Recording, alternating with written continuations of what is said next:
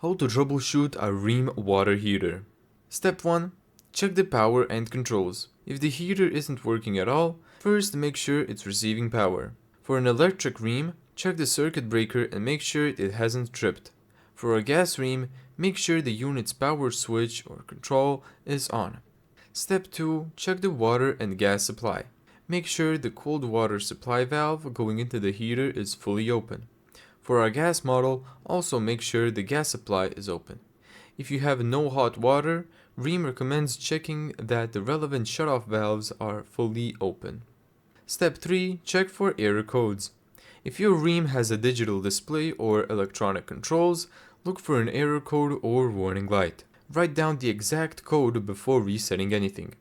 Rheem's diagnostic system uses product-specific error codes, and its fix-it system identifies the product and issue before giving troubleshooting instructions.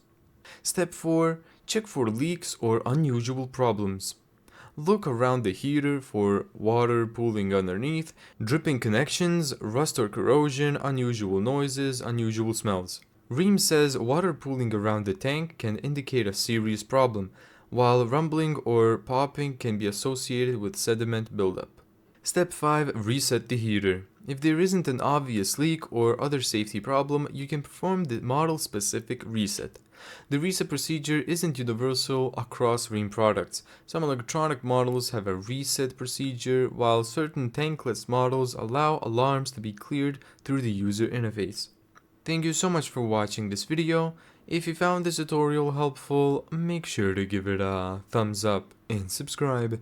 And as always, see you in the next video.